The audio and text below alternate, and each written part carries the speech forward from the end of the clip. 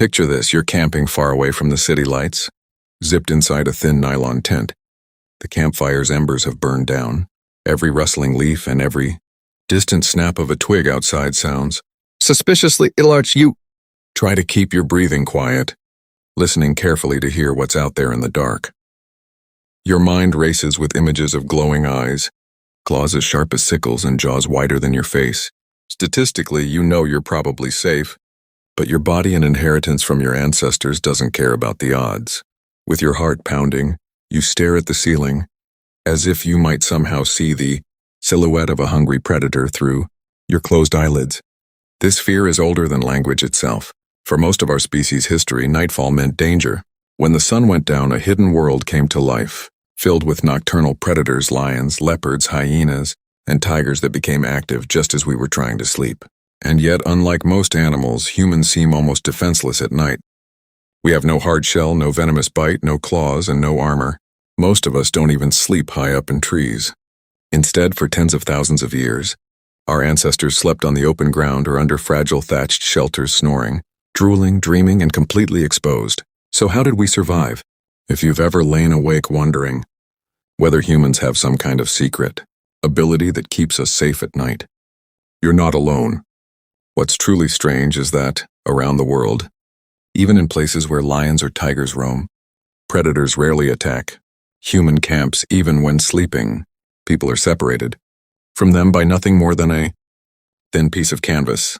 Why would a lion ignore the easy meal of a sleeping human, yet risk injury chasing an animal as fast and powerful as a zebra? This isn't just an old campfire mystery. It's a fundamental question about what it means to be human, and the answer, as you'll see, completely changes the way we understand ourselves, our past, and our relationship with the darkness. Keep watching to discover why, against all odds, we've remained safe in our sleep, and what this reveals about the deepest foundations of human survival. Now, let's do something uncomfortable.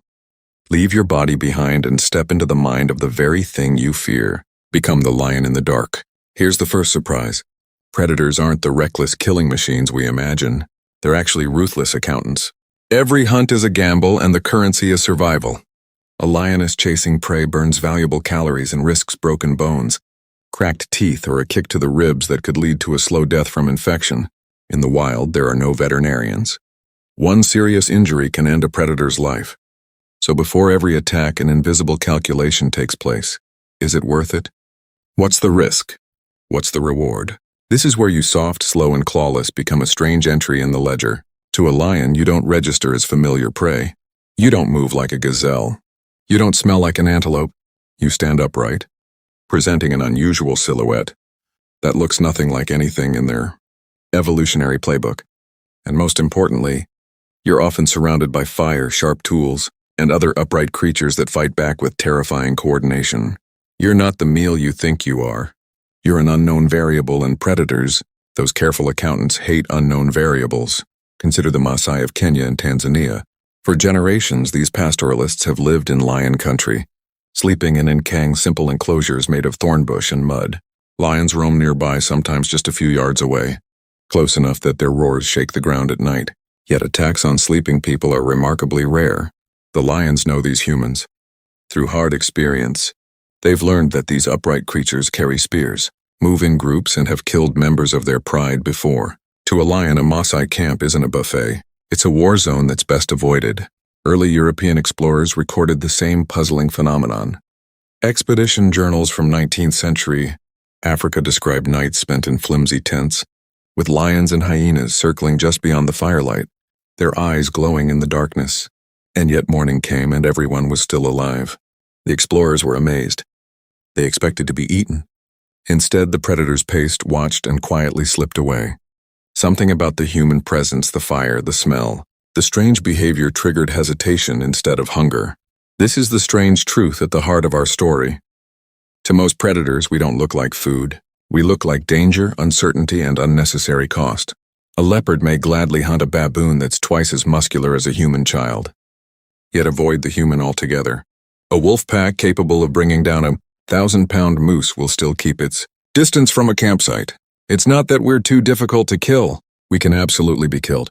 It's that everything about us says not worth the risk. But this leads to a deeper, stranger question.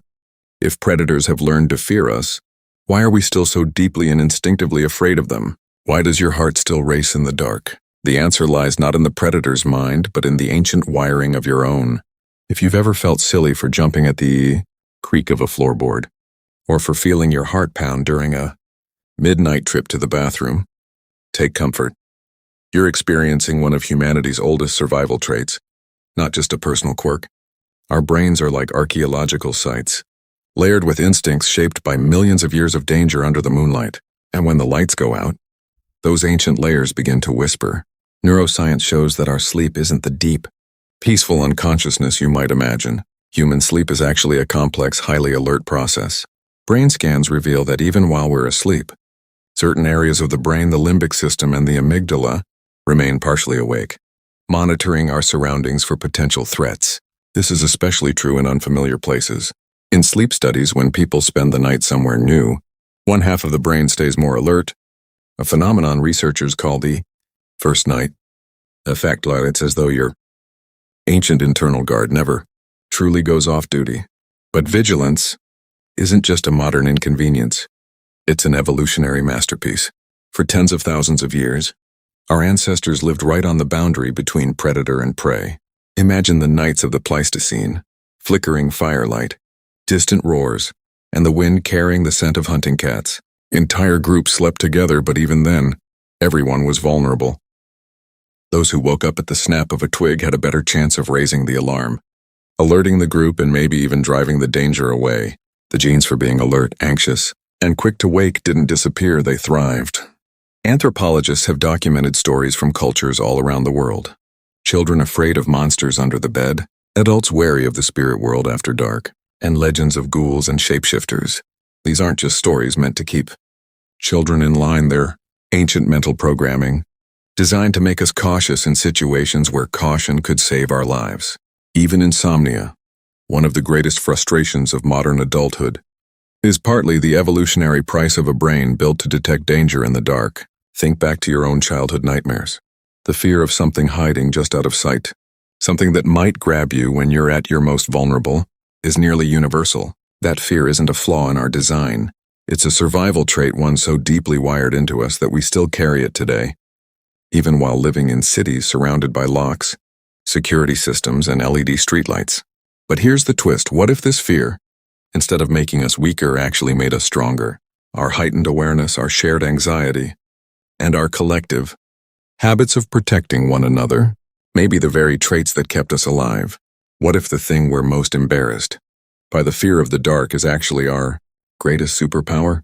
Stay with me, because the clues to that answer are woven into the ways we learned to defend ourselves, even without fangs or fur. Let's take a closer look at the survival toolkit humans have relied on through countless nights. It's not just about fear, it's about using that fear to create new ways to outsmart nighttime predators. Strip away modern comforts, no locked doors, no rifles, just a patch of ground, a few sticks and stones, and a stubborn determination to live until sunrise. The question remains, what really keeps predators away? Magic, luck, or something deeply human? Start with fire. Anthropologists believe that fire, more than any weapon, changed humanity's relationship with the dark. The flames themselves act like a force field. Research on predator behavior from African lions to mountain lions in the Americas shows that most large carnivores are naturally cautious around firelight. Fire flickers unpredictably, smells unusual, and is often accompanied by the sound of human voices. Some scientists believe that over generations, predators learned to associate fire not only with danger but also with the deadly cooperation of humans. Around the world, hunter-gatherer groups learned to build and maintain fires, not just for warmth and cooking, but as glowing guardians, beacons that announced, "This place is occupied." It's not just the light, it's also the smell. Human scent, especially before modern hygiene, is almost like a territorial warning. Modern studies have tested whether the smell of humans, our sweat, our breath, and our smoke causes hesitation in animals ranging from leopards to bears. The answer is yes, often quite dramatically. In the wild, even a trace of fresh human scent can make animals uneasy. To us, that may seem unpleasant or embarrassing, but to a predator, Those tangled and unpredictable chemical signals send a warning as loud as a siren. This is unfamiliar. This could be dangerous. Sleeping in groups is another ancient defense, and it's remarkably effective.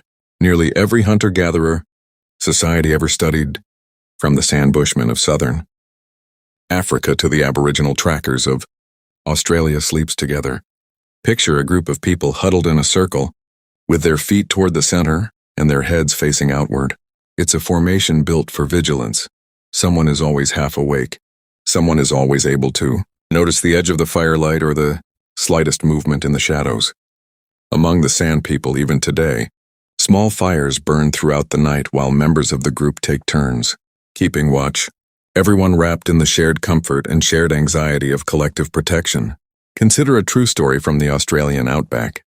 An indigenous tracker named Muddy George once described how, as a child, he slept in a tight circle with his family around a small, crackling campfire. Dingoes waited at the edge of the clearing, their eyes glowing in the darkness. But they never came closer, not once. Decades later, when asked about it, he simply shrugged and said, "They know there are many of us, and our fires burn too brightly." That communal instinct protected George's ancestors just as it protected yours. It's not just safety in numbers, it's safety in being different. Human behavior, our habit of singing, laughing, arguing, and making noise long after dark sets us apart from other prey. Most carnivores hunt through stealth.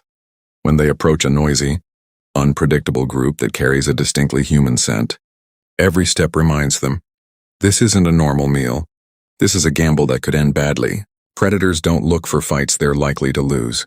They look for easy, predictable prey, the quiet, the unaware, and the isolated. But there's a catch, a question that might stay with you the next time you go camping. Are we really as safe as we think? Or have we simply benefited from generations of ancestral luck? Even today, rare attacks still happen so rare that each one becomes the stuff of legend. For most of history, these layers of defense have worked remarkably well. But there's always that lingering uncertainty. When the fire burns low, the scent fades and vigilance slips away. What's left standing between us and the darkness waiting outside? The answer and why it matters. Throughout every chapter of human history, goes beyond survival tactics. It reaches into culture, mythology, and the remarkable collective intelligence of our species. And that's exactly where our next chapter begins. If fire, scent, and sleeping in groups formed our first line of defense, human imagination built the walls even higher. Our greatest strength wasn't just keeping predators away, it was transforming the night itself into something we could understand, predict, and, in our own unique way, control. Culture became its own kind of shield, woven together through rituals, social rules, and stories. Stories that turned fear into a tool for survival. Start with the timeless practice of the night watch. In every ancient settlement, from early nomadic camps to fortified cities, humans assigned sentries. Someone always awake, sometimes 2 or 3, keeping watch over the darkness while everyone else slept. Think about what that required. Trust, scheduled shifts, and the willingness to wake the next person in the middle of the night, a primitive form of shift work, all to keep death from slipping into camp. Some of the oldest oral traditions, including those of the Hadza, people of Tanzania, and the Negrito groups of Southeast Asia, describe rotating watches around the fire, with each person alert to even the slightest sound in the night. In these societies, falling asleep while on watch wasn't just considered laziness, it could cost the entire group their lives. But we didn't stop with practical vigilance. We surrounded our vulnerabilities with myths, superstitions, and warnings designed to keep us constantly alert. Every culture created its own monsters, spirits, beast-like creatures, and demons that roamed the night. Anthropologists argue these stories weren't just entertainment. They were a form of social technology. In children's stories across Africa, Asia, Europe, and the Americas, wandering outside alone at night invited ghosts or shapeshifters, while breaking the rules after dark brought curses. These terrifying beings guarded the very places where real predators might be hiding, making sure that curiosity or carelessness didn't put the group at risk. Now let's travel to ancient Rome. Roman soldiers weren't just skilled warriors, they were also deeply superstitious. Every night after setting up camp, they built a carefully planned perimeter of fires. Sentries walked their assigned routes, watching not only for enemy soldiers but also for things believed to be less human. The Lamia, the Strix, and other spirits said to prey on the careless. Roman military discipline demanded severe punishment for anyone caught sleeping while on watch, because every soldier understood what could happen if the darkness went unnoticed. Even telling ghost stories wasn't simply entertainment, it reinforced the dangers that came with the night. Or consider a darker story from Eastern Europe. In the 15th century, Vlad III, better known as Vlad the Impaler, became infamous not only for his cruelty toward his enemies but also for using fear as a weapon. He filled forests with impaled, decaying bodies, creating a horrifying warning visible to both invading armies and wild animals. Legend says that after witnessing these gruesome scenes, both people and wildlife avoided those areas at night for generations. Was it horrifying? Absolutely. Was it effective? Terrifyingly so. His reputation alone kept both the Ottoman forces and predators away. Even today, traces of these ancient strategies remain. Parents still warn their children not to wander outside after dark, and bedtime routines have evolved from practical survival habits into family traditions. In the Australian outback and across the African savannas, certain monster stories are still told only at night, encouraging everyone to stay close to the fire and close to one another. So yes, we may have started as prey, but we became something entirely different, not quite predators, but an apex prey species that reshaped the night through cooperation, vigilance, and imagination. Our fears never disappeared. Instead, we learned to direct them outward, turning them into powerful tools that protected the group. The wilderness might still surround us, but inside the circle of firelight and storytelling, we could finally rest, at least most of the time. But what about the nights when none of it worked? When predators came too close or our defenses failed? Those rare, haunting moments when culture and cooperation weren't enough have been burned into our collective memory, and they continue to shape the way we see the night even today.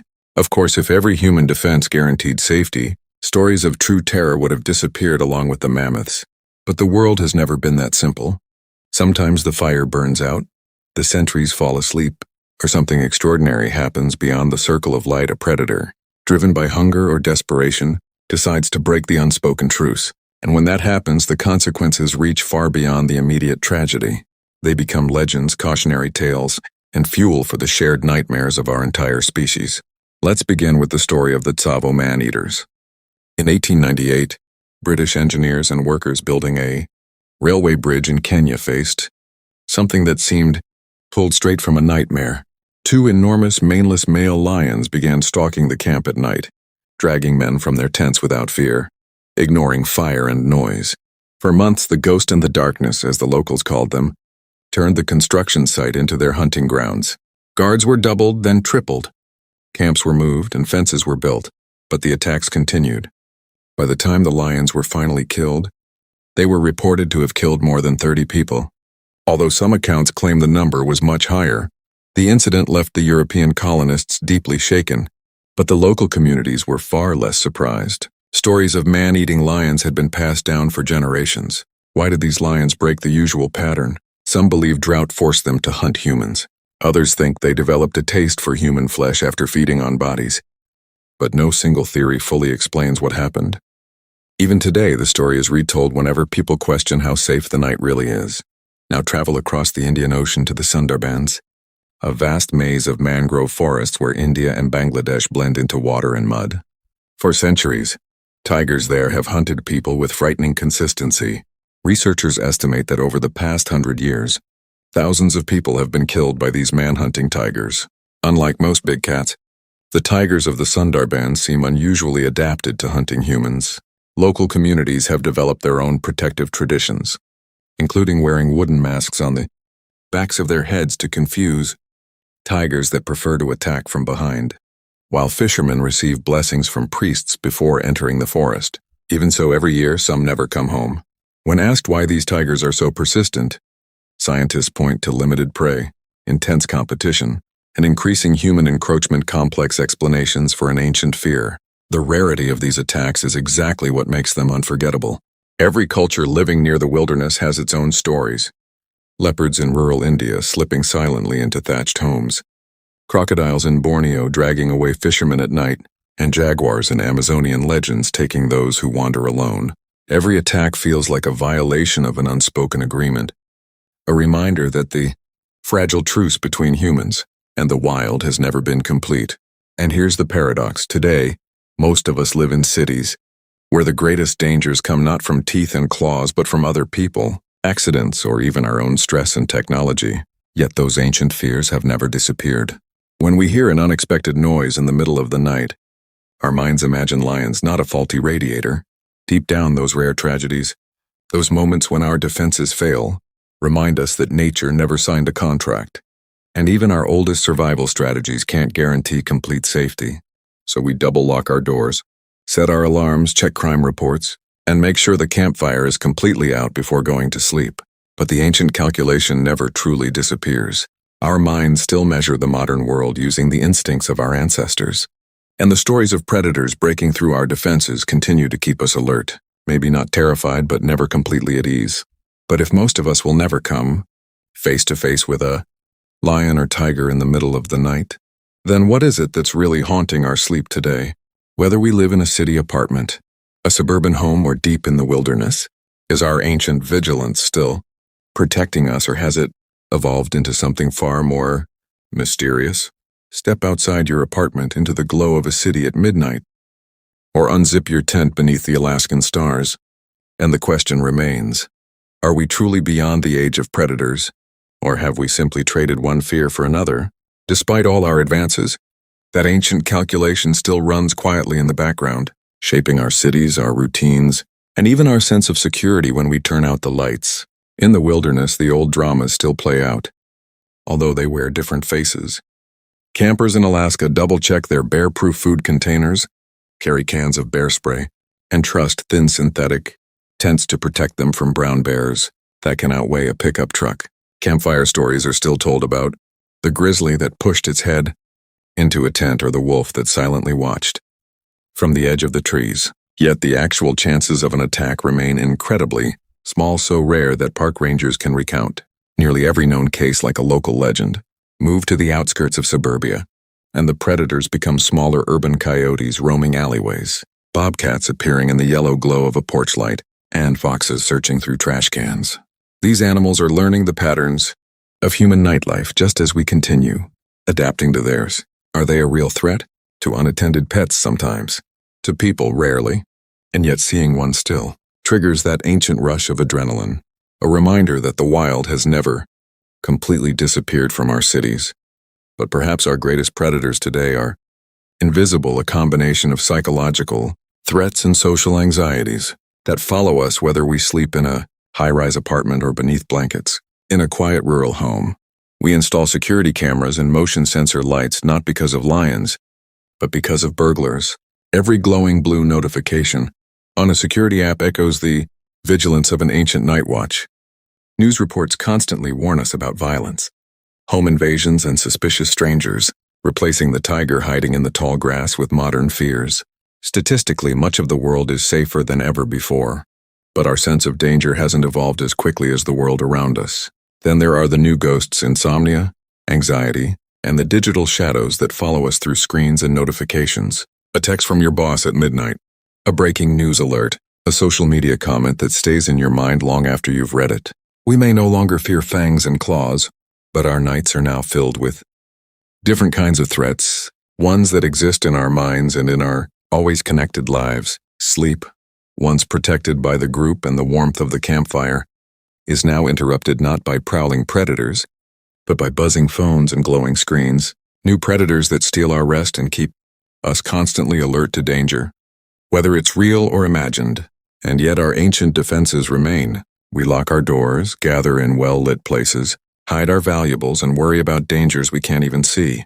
Even as the real risks decline, our protective habits continue to grow, echoes of those ancient campfires and shared night watches, adapted for a world where the night is still unpredictable, and our vigilance feels both necessary and strangely out of place.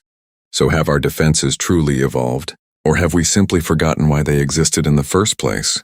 Maybe we still carry the habits of ancient survival, not because lions are waiting outside our doors, but but because being prepared, staying together, and remaining watchful are part of what makes us human. The predators may have changed, but the night and our desire to master it remains the same. But what if this very vulnerability, this willingness to share our fears, is actually the quality that defines us most and continues to protect us? Keep watching. At the heart of this story is a strange and beautiful truth. Humanity's greatest defense was never strength or speed, but the choice to be vulnerable together. Unlike almost every other animal, we embraced sleeping as a group, shared the responsibility of keeping watch, and expressed our fears through stories and rituals. While apes retreat high into the trees and wolves depend on the coordinated movements of their pack, humans gathered in circles, trusting others to stand guard while they slept. That isn't weakness, it's extraordinary trust. Think about it. Sleep is the ultimate act of vulnerability. Our heart rate slows, our eyes close, and our bodies become still. Alone, sleep is an act of faith. In a group, it becomes a social contract.